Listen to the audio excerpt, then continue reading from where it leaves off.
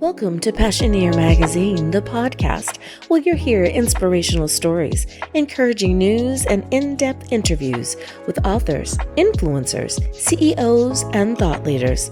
Passioneer Magazine, the podcast. Bold ideas, brave pursuits, boundless inspiration. Hello, hello, hello. Thank you, April, so much for joining me here on Passioneer Magazine, the podcast. We're happy to have you. Hi, thanks for having me. Absolutely, absolutely. Now, I realize that people are familiar with you and your brand across the world. Why do I say that? Because you have been featured on Forbes, Inc. 500, Fox News, News Nation, and Bravo Channel, of course. And many know you from the Real Housewives franchise. Love the show, by the way. So, thank you so much for not only being the person that you are, but really making sure that your brand gets out there because you're doing something different. Now, before we get into that, can you tell us just a little bit about yourself? What makes you you? Well, I guess I have always been someone that just marches to the beat of their own drum, and I just very independent. And so, like when I came up with Luma, I just created it from scratch. I never worked for another matchmaking company, and I was always just being. I was a matchmaker, just naturally in my own like social network. And whenever I meet someone, I'm like, oh, you should know this person. And like just yesterday, I introduced two doctors because I thought they had complementary practices and they should know each other and probably could refer each other. So, and not that there was nothing, of course, romantic there, but it's just, having that mindset for connections because I think connections are one of the most important things, our relationships. They're one of the most important things in our lives. And being able to introduce someone to someone can have such a profound impact on someone's life. And so I just think, why not? It's easy to do. And I've seen what can come when people connect, whether it's through, of course, romantic, friendship and business opportunities.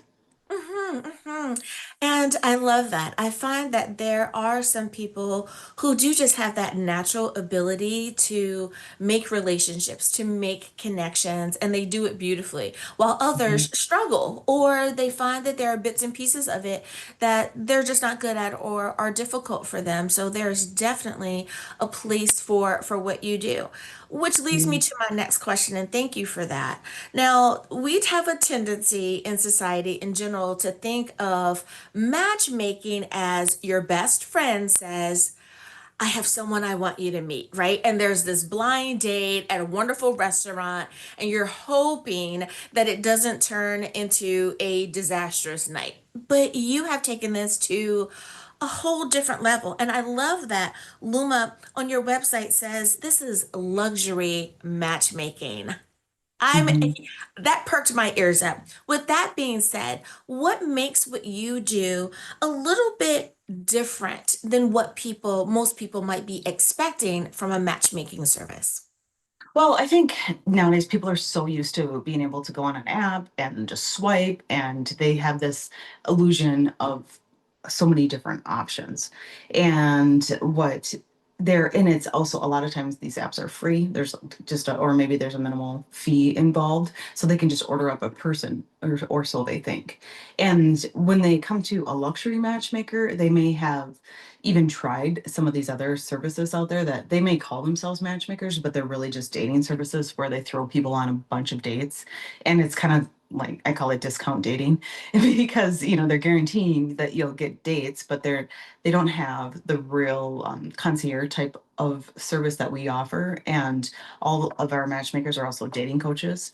We have an average tenure of 14 years on our team. So the people that are doing it, I only hire people with experience, and they have, yeah, they just are very this is their career. It's not just a job, just setting people on dates. That's not, they are here to change people's lives ultimately. And so that passion really resonates with them and it comes through to our clients and to our success rate.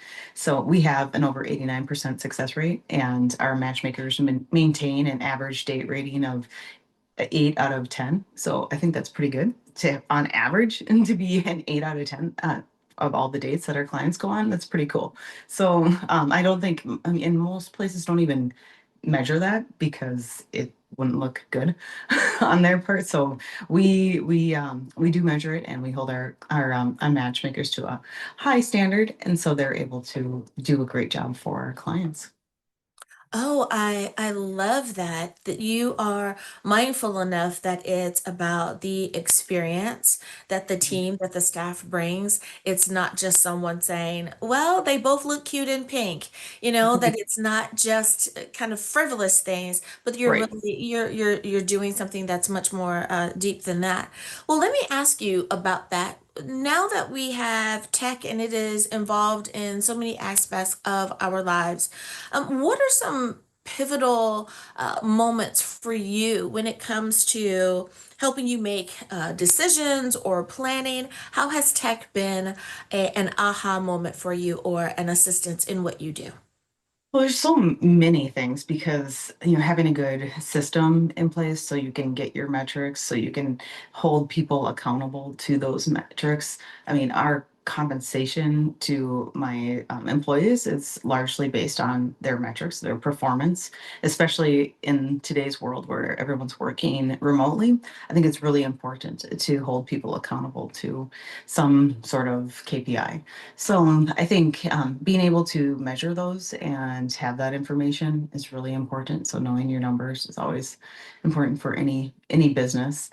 And I had this realization this over the weekend because I was talking to a lady that she is an orthodontist, and she had purchased, or she's using this a marketing firm, but it wasn't just a marketing firm, it was a CRM. It was really like a sales consulting firm. So from everything from marketing, so they run their ads, they do all the like getting reviews from the different patients, and their SEO, all this stuff for their website, all the way through to like understanding the conversion rates and stuff like that. And these are things that, I mean, it took me years to get in place. I didn't have like, they have like a business in a box kind of model that they're able to provide for these orthodontics. And I'm like, that's just amazing. I wish there was something like that. Back when I started my business, I would have been like this and been able to get off and rolling. So because you don't know what you don't know, and when you have tools like that to be able to guide you and like this, these are the things that you should be looking at. I think it can be really beneficial for all kinds of businesses. Hmm. And you are so right. We have gained so much over the years that for those that have been in business for quite some time, you're able to see the leaps and bounds Mhm. that have occurred over time. And you're so right. Having that information, we know that knowledge is power. So having that information is so vital to any business. Now, along that same vein, you have been able to provide a digital experience, if you will, but you've also given your clients a sense of confidentiality and privacy, something that I think I'm pretty sure is important to them. Not having to be on a dating app where everyone has an opportunity to see, all of their stats. With that being said, how do you make sure that that is conveyed to your client base? Do they ask those types of questions? Is that something that is truly important to people, their privacy? Yeah, anyone that is coming to us, they are definitely going to value their privacy and confidentiality, because a lot of times they are public figures. They may be doctors or business owners, and they don't want to run into one of their employees on a dating app. Yes. So they don't want to accidentally swipe right on somebody that they shouldn't. And so they really need that confidentiality. And they're also, they're particular. So they may have like they may want somebody and they don't want that person to want them necessarily for like their success or their wealth. So they want maybe somebody that will get to know them for who they are and not their maybe reputation out there. So it depends on the client and how much privacy they want to maintain. Some people they want us to share their photo and information up front, and then others want to go by their middle name, for example. So it just depends, and we can cater to them. Absolutely. I don't think that people realize the importance of that privacy. Many Mhm. times we think private has to mean something bad. And I don't think that people realize just how important people are targeted for various reasons, positive and negatively. So having a platform where they can feel safe and still be able to have that aspect of their lives fulfilled, I think you're doing an awesome thing. As a therapist, Thanks. I understand about, you just don't want everyone in the world to realize that sometimes you have utilized a particular service. So I Mhm. definitely understand that. Now, Right. when we look at purpose and passion, which of course is one of the things that we do here on Passioneer, both magazine and podcast, when it comes to your why, everyone asks that question, right? When we're talking about Mhm. entrepreneurial endeavors, what is your why? And I want to ask you, how do you make sure that you stay tapped in, tuned in, balanced when it comes to your why and how that continues to motivate you after all these years? Yeah, it started with wanting to do something that I feel like that was fulfilling.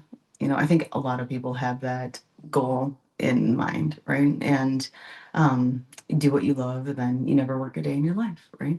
And so meeting with people and helping people by introducing them to someone that they can spend the rest of their life with is very fulfilling, and it's also it's just a lot of fun, meeting new people, learning their stories, and just developing those relationships even with our clients, I think can be very rewarding. And by keeping a balance, I mean, like everything you have, especially with a business, there's it can be a lot of work too, right? And so I think it is important to find that balance, because I used to not have it at all. I used to work from 5 in the morning till 10 o'clock at night every day, and it was really hard. So I think now I've got better, and it helps to be able to hire people that are great and you can trust, and they're going to do a great job. So I think that's been key for me. Is I have a CEO now, and she's amazing, and we are great complements to each other. So we work really well, and yeah, I think that's just it. I found my match in a business partner, so that's been great. Oh, I love that. And you just gave someone, I think, their aha answer, and that is that you were able to find leadership that you could trust, that you could Mhm. depend on to help make sure that your business continues to be all that it could be. So many times, of course, when we're first starting out, we may have to do and wear so many hats and do things, so many things ourselves, and that's understandable. But there does come a time where it's time to branch out and bring on more people onto the team so that you can expand as well. So I think that was definitely a nugget there for someone that goes, yeah, it might be time to change those working hours, like you said, and give someone else an opportunity to help and make sure that our relationship is the best that it could be. Working relationship. I love that. I love that. Well, I'm a firm believer that with every visionary founder and leader of any business, there's always something kind of brewing in the back burner, if you will, that our brains never turn off. With that being said, what are some things that you are looking forward to in the future? Be it that it is near future or many years off, but what kind of has something simmering in the background for you right now? I think there. is just going to be more and more in demand for what we do.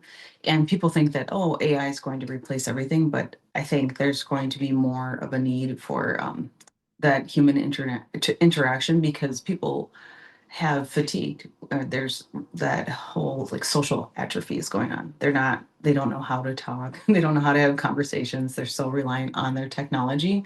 And so getting back to being human, I think, and social, I think there's going to be a big emphasis on that. People they say they want, in-person experiences, but it's so hard to get them away from their devices. They're so addicted to their devices. So I think there's going to be a big need for what we do, and especially the date coaching or just coaching component of it, because people will need to know because they're not dating anymore. There less and less people are dating, and they're more lonely now than ever. And you probably know all about this. And I think that there's going to be more and more demand for that. So finding ways to be able to help people, I think, and getting out to the masses will be huge with this. Absolutely. And yes, you are so right. We are seeing an incline in people from having the blues to Mhm. being clinically depressed because the world has just taken a step a little bit too far in one direction or the other for them. And they do crave that human aspect of things. I think that Mhm. that's something that we also kind of touched on or didn't realize pre-COVID is how much we really did like having relationships with human beings that we could reach Mhm. out and touch.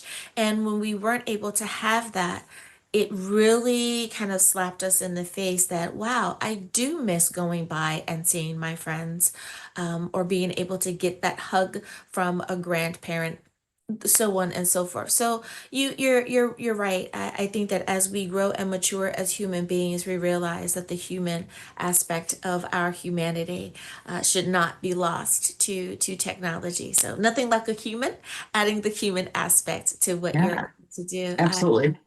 I love that.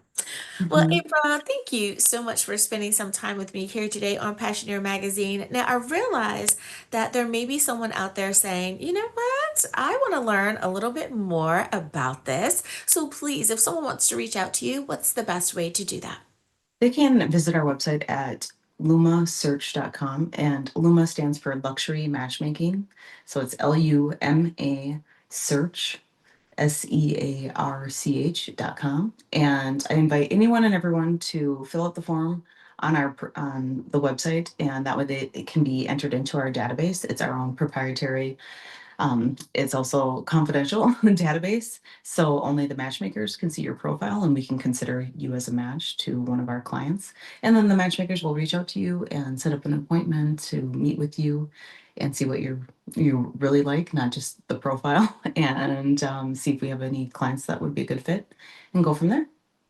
I love it. I love it. Thank you again for being a guest on Passioneer Magazine, the podcast. Thanks for having me. Absolutely. Thank you for listening to Passioneer Magazine, the podcast.